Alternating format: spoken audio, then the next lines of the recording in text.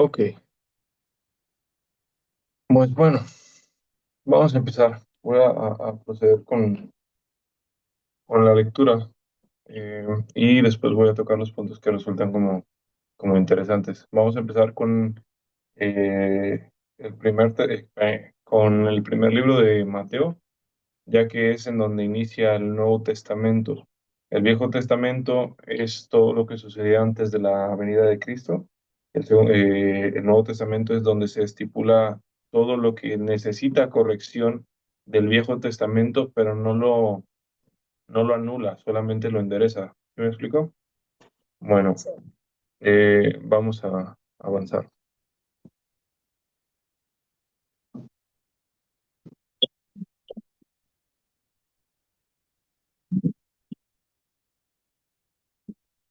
Ok, para dar una breve introducción antes de esto, este capítulo básicamente habla de cómo Dios en el pasado hizo un pacto con Abraham y en quien halló gracia, y a partir de allí Mateo empieza explicando la genealogía de dónde viene Jesús, el Cristo.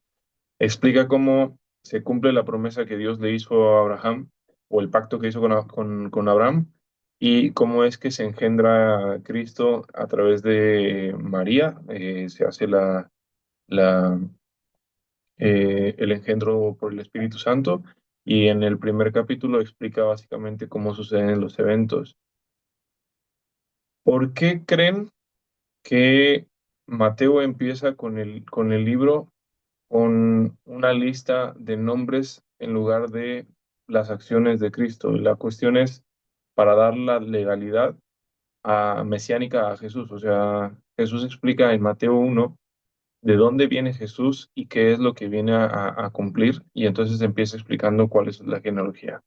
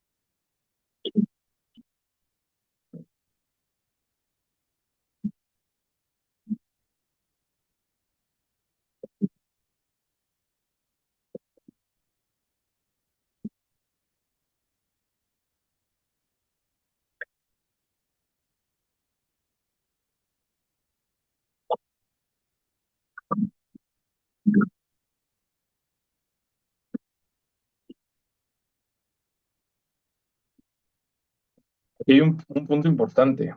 ¿Por qué hace mención la Biblia que son 14 genealogías tres veces? O sea, son 14 generaciones primero, 14 generaciones segundo y 14 generaciones hasta que llega Cristo.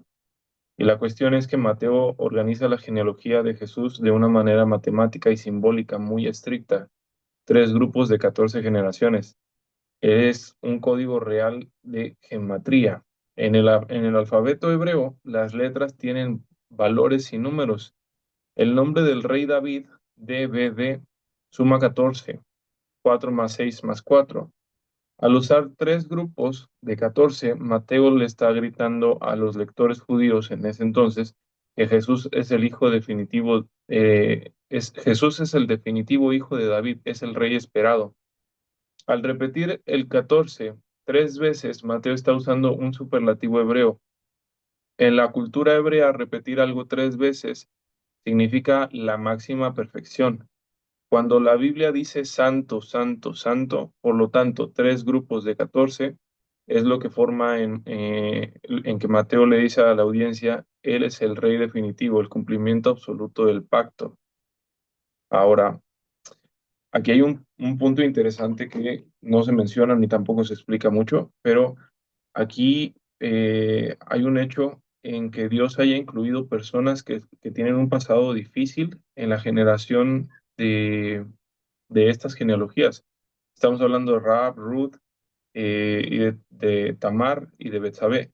que son personas con un pasado difícil. La inclusión de estas mujeres inesperadas en la genealogía judía orientales no se incluían mujeres, para empezar por ahí. Sin embargo, Mateo incluye a cuatro: Tamar, que cometió incesto; a Rahab, que era una prostituta cananea; a Ruth, que era una extranjera moabita; y a la esposa de Urías, Betsabé, que está asociada con el adulterio de David. Aquí hay un tema muy importante. ¿Por qué, si son mujeres que tuvieron un pasado de impureza, Dios las permite en la genealogía y en la generación de lo que va a ser eh, las generaciones anteriores al Cristo? Y lo que está pasándose por alto aquí es que introduce a estas mujeres a propósito para demostrar dos cosas: que la gracia de Dios limpia cualquier pecado o cualquier pasado pecaminoso, y que el plan de salvación de Jesús siempre incluyó a los no judíos. Y aquí quiero hacer un paréntesis. En las escrituras se menciona mucho lo que son los gentiles, y gentiles no significa una persona que es amable, no. En el texto bíblico, gentiles se refiere a las personas que son extranjeras al pueblo judío. Todos los que no son judíos son gentiles. Entonces, al incluir a personas que no estaban dentro de los judíos, Mateo está diciendo, también los que no son directamente judíos, es por quienes viene Cristo, por quienes viene Dios, ¿no? Continuamos.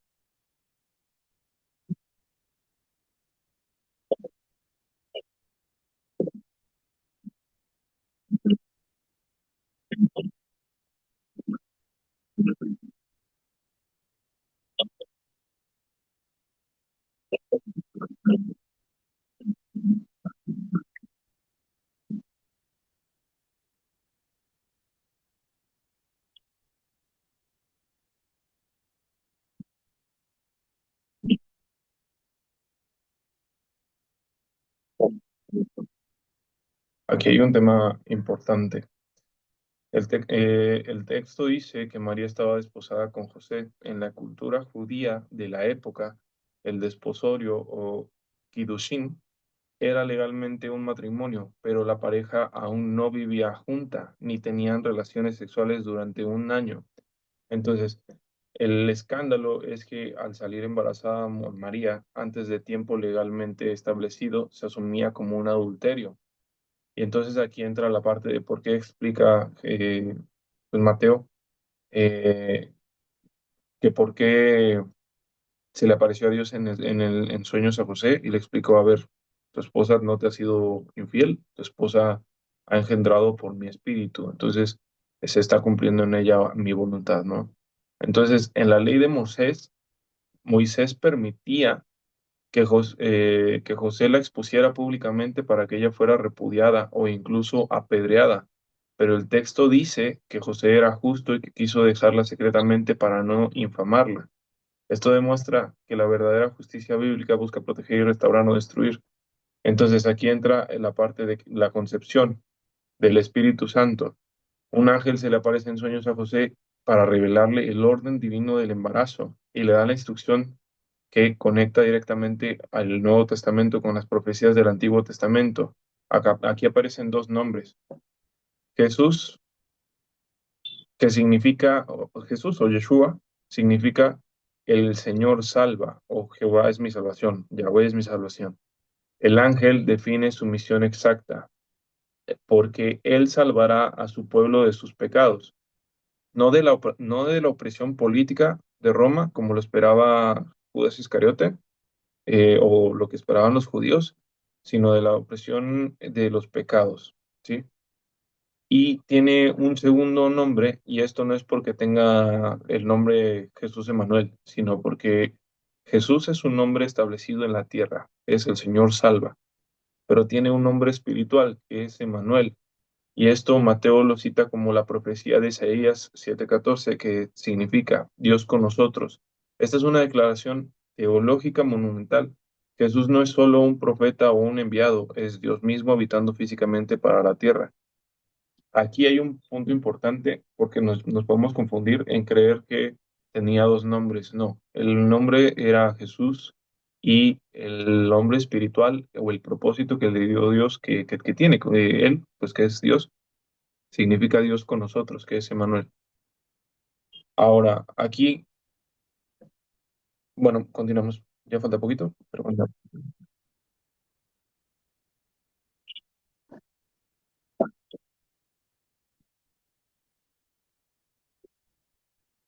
Ok, aquí, ¿qué significa y la conoció?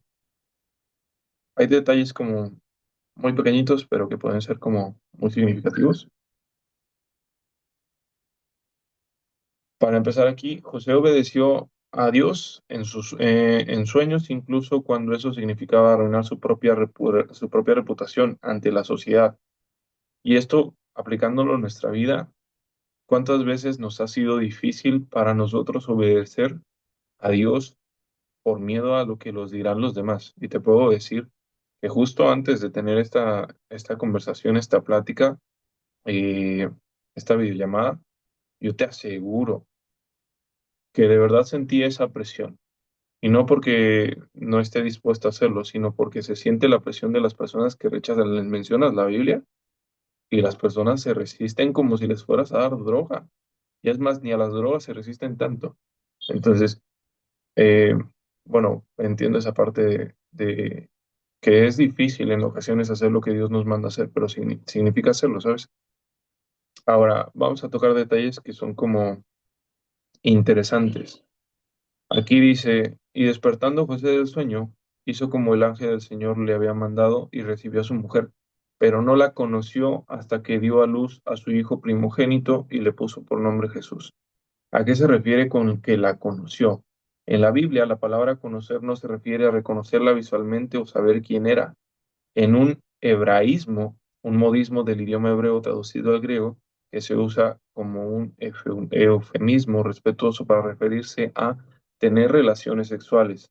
El significado real es, el versículo dice textualmente, pero no la conoció hasta que dio a luz a su hijo primogénito. Esto significa que José no tuvo relaciones sexuales con María durante todo el tiempo que duró el embarazo.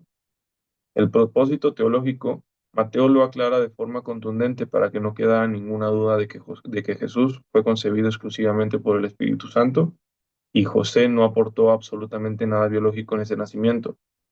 Se mantuvo al margen para preservar la pureza de la profecía del nacimiento virginal. Ahora, em,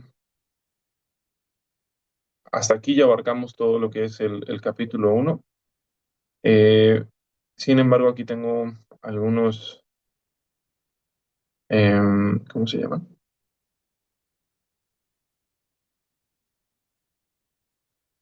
Mm, Tengo un glosario de términos que nos pueden dar un poquito más de contexto. Ok, ¿qué es el Kiddushin? ¿Y de dónde viene el Kiddushin? ¿De dónde sale el Kiddushin?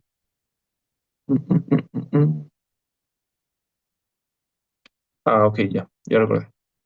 La cuestión es que hay un espacio en donde José se dice que está apartado de María y por eso se da la malinterpretación. Ese espacio de un año en el que, bueno, periódicamente de un año, en el que el novio en la cultura hebrea lo que hacía era, iba, pedía a la mujer, se hacía el pacto y después se retiraba para poder hacer la preparación para la adecuación de la casa en la que iban a vivir y posteriormente se hacía la conclusión, el cierre, mm, la completación de ese proceso.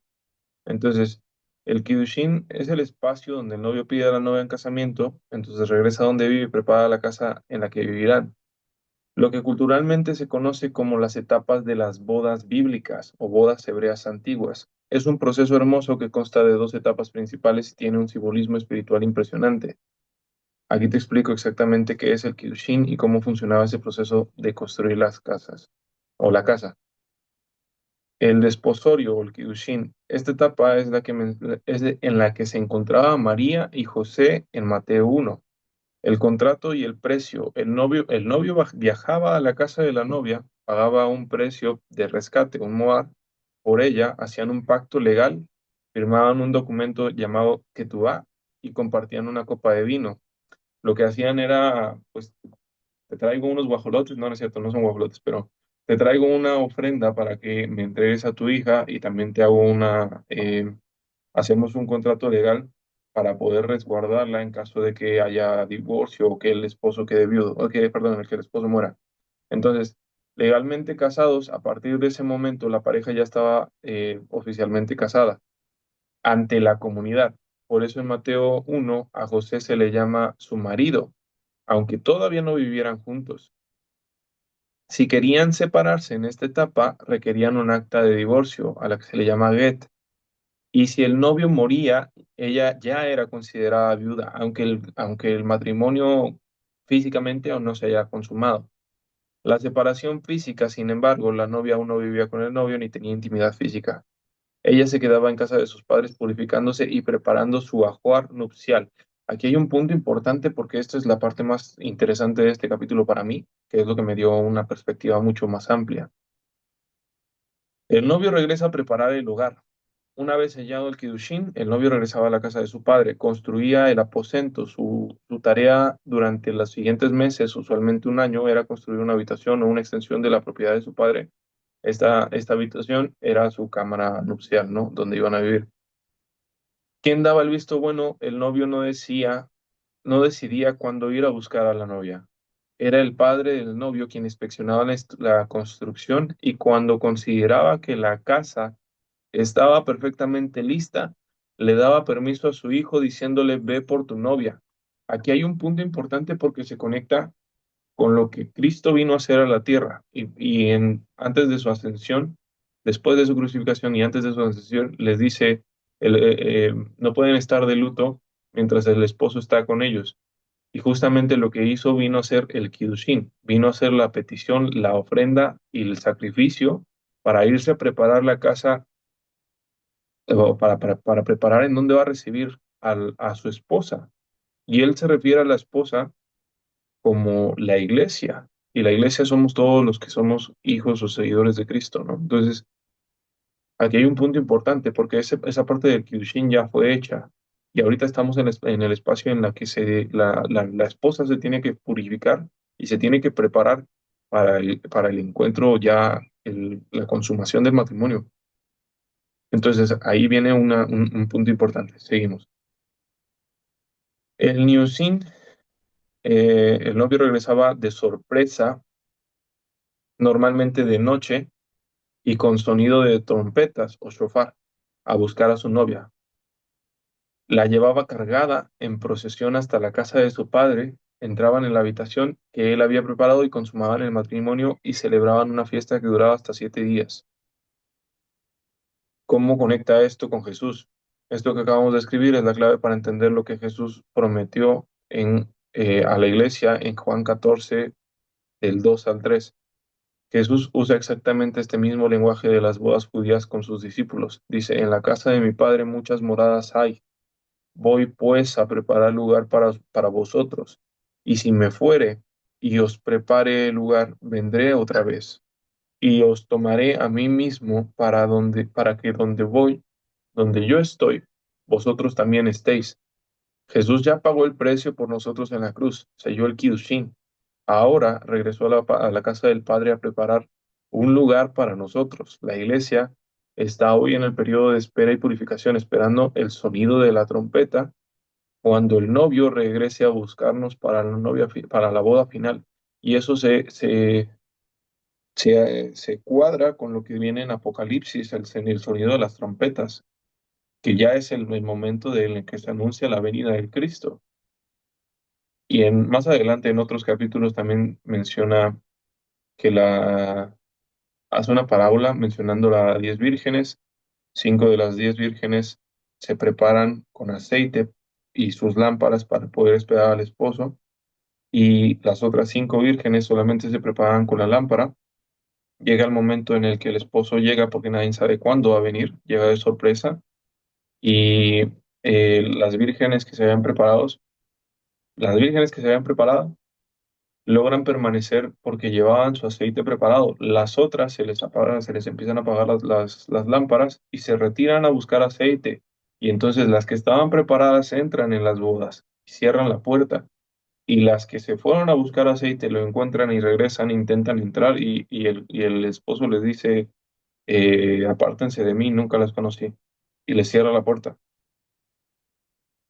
Sí. Entonces estamos en ese periodo de preparación en el que no sabemos cuándo, ni cómo, ni dónde, pero estamos en ese espacio de purificación y de enderezamiento de nuestros caminos. Ahora, en glosarios de términos hebreo, Kiddushin significa santificación o consagración, y es la primera etapa del matrimonio, del desposorio. Deriva de Kadosh. Kadosh significa santo o apartado. Significa que la novia quedaba santificada o apartada exclusivamente para su esposo, aunque todavía no vivieran juntos. Esto es lo que vivían en el espacio o la etapa en la que estaban María y José. En Erushin es un sinónimo de Kiddushin, significa compromiso formal o desposorio. En la ley judía este lazo era tan fuerte que la mujer ya era considerada legalmente casada. Mohar significa precio de la novia o dote. Era la compensación económica o regalo valioso que el novio pagaba al padre de la novia. No era una compra, sino una compensación por perder a una hija trabajadora y un seguro financiero para proteger a la mujer. Ketubá significa literalmente lo escrito. Es el contrato matrimonial judío en el que se estipulaban las obligaciones del esposo: alimentar, vestir, proteger a su esposa y la cantidad de dinero que recibiría la mujer en caso de divorcio o si el esposo fallecía. Aquí hay un punto importante. En ese tiempo también los contratos no nada más eran espirituales, sino también había un contrato escrito, algo legal, palpable, tanto terrenal como espiritual. Y el Get es el acta de divorcio, como el Kiddushin era un contrato legal vinculante, o sea, el momento del casamiento, la promesa, pues no se podía romper con una simple ruptura de palabra. José necesitaba tramitar un get para disolver su unión con María de forma legal cuando supo de su embarazo, que era lo que estaba pensando hacer. Ahora, creo que estos términos son más como para mí, pero bueno, los voy a compartir. En hebreo, la jupá significa cobertura, dosel o cámara. Originalmente es la tienda donde se consumaba el matrimonio. eh, en donde se celebraba la boda y simbolizaba el nuevo hogar que construyen bajo la cobertura de Dios. Yeder significa habitación o aposento privado. Es el cuarto específico que el novio construía en la casa de su padre durante el año de separación del Kiddushin. Nisuin significa elevación o tomar. Es la segunda y la última etapa del matrimonio, cuando el novio finalmente iba a buscar a la novia a su casa para llevarla a vivir con él e iniciar la cohabitación formal. Y el shofar es el cuerno de carnero usado como instrumento musical. Se tocaba para anunciar las asambleas, días sagrados, las coronaciones de reyes, y en el texto de las bodas anunciaba con fuerza la llegada sorpresa del novio en la noche durante el Nisuín. Y, bueno, hasta aquí me parece que es lo que me tocaba aportar el día de hoy. No sé si tenga alguna duda, maestra, algo que quiera compartir. ¿Siguen ahí? Pues sí, ya te estoy escuchando. En partes lo quiero Ok, ve. y a veces no, pero sí, sí, sí tengo noción de eso. Inclusive mi hijo se llama Jesús Emanuel y precisamente porque hace muchísimo tiempo yo iba a misa, escuchaba ese nombre y bueno, de hecho mi esposo se llamó Jesús, mi esposo.